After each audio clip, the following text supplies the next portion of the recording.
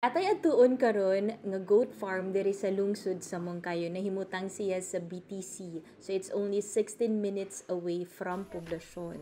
Ako apong giuban ng ako ang mga kids para po naa sila exposure kung unsang kinabuhi sa farm. Welcome to Moncayo Goat Farm. O, diba ate? Tanaw ta sa goat. Una day na nakita ang Anglo-Nubian as yung dako as kanding. Hi everyone! Nata karon sa Moncayo Goat Farm. Sa sulod sa goat house na ay individual na mga kwarto ang inahan ug anak. Makita ni mo dira native ang inahan tapos naiuban na ang amahan sa kanding is katong Anglo-Nubian. So nahimo siyang mixed breed or hybrid na siya. So nangutan ako kung unsay sulod sa kawayan. Ang sulod ay sa kawayan is asin. So muna siya ang tila-tilaan sa kanding pampagana po daw na nila o kaon.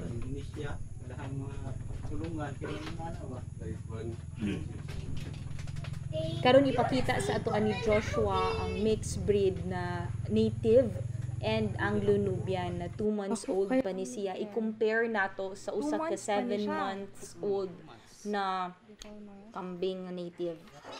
Ni. Ako siya. 2 months and 7 months na native. Kini is 2 months native sag hybrid sa Anglo. Mas dako gyud siya. Alam, papa o dako kayang papa. Salt block niya hang ginatilap-tilapan, diba? Social. Murag Himalayan salt gani ata ni. Pako. While si Dado ug si Ate Tessie nalingaw na sila og pangita og pako kay amo ang IBH ang pako among himuong partner sa mong mga gulay-gulay diri sa balay namo. O lang to, thank you very much Mashan family sa pag-open sa inyong farm ug pagdawat sa amo. Thank you very much. Salamat, Jo!